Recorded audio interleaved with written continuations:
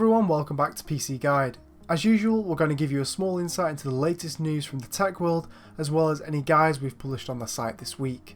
As always, if you fancy reading those full stories and news pieces, head over to the individual articles where we'll go into a bunch more depth. This week has been another TikTok fest thanks to the plethora of breaking news that comes from the company itself, as well as everything that's been happening around the bans. At the beginning of the week, we saw Trump again meddling with the platform's business by extending the ban of TikTok by 45 days. Previously, ByteDance, the parent company, had until September 20th until all its US transactions with the Chinese technology company were blocked and punishable by law. Now they have until November 12th.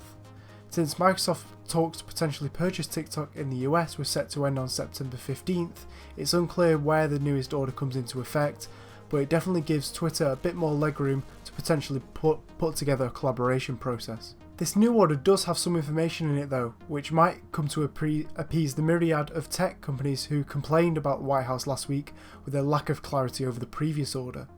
ByteDance must destroy any TikTok related data of US users, as well as any data collected from the TikTok precursor app, Musical.ly. With other companies interested in the purchase of TikTok, which we'll get onto next, let's see if that ban gets extended even further. Now let's talk about that other company that's in the running for the purchase of TikTok. The American company Oracle has held preliminary talks with ByteDance, TikTok's parent company, and was seriously considering purchasing the app's operations in the US, Canada, Australia and New Zealand. As stated earlier, Microsoft was the first to enter the race to acquire the short-form video app and is expected to complete talks by September 15th, although they've not give us any more information on how that's going, so it's unclear where they currently stand. Larry Ellison, the founder of TikTok, is one of the richest men on the planet. Contradicted to the rest of Silicon Valley, he is vocal in his support of President Trump, and has since now Trump has given the endorsement of this buy. With Trump's official endorsement, it could solve TikTok's problems with the ban if Oracle were to buy them out, and we could see TikTok with a future in the US yet.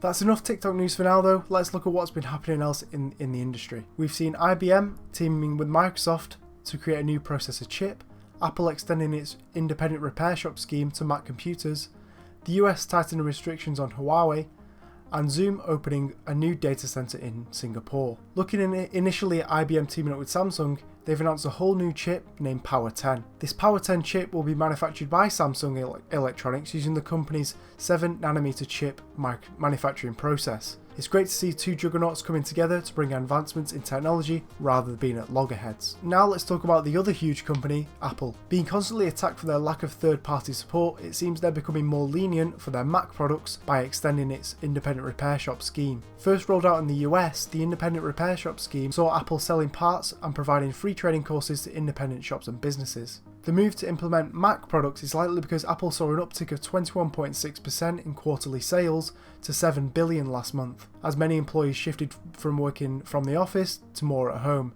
Expanding this scheme would make sense, and we'll hopefully see it expand even further moving forward. Now let's talk about Huawei.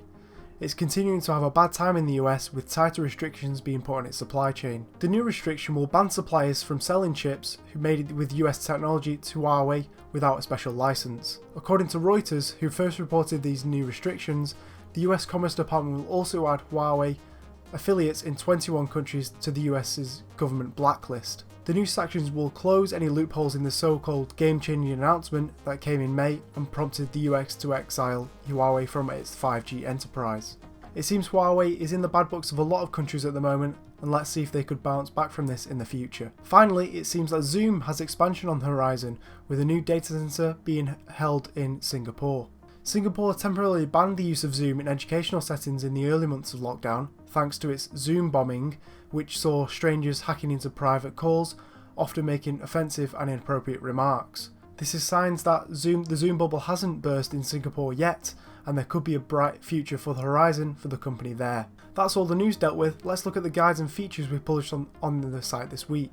We've looked at the best drawing tablets for computer animation and illustration, hopefully improving your all-round animation game, as well as the best animation GPUs, so your PC won't overheat when you've got those 1,000 layers of graphics going on. For how-tos, we've focused on mice with guides of how to clean your mousepad, how to connect a wireless mouse, and finally how to change the DPI of your mouse.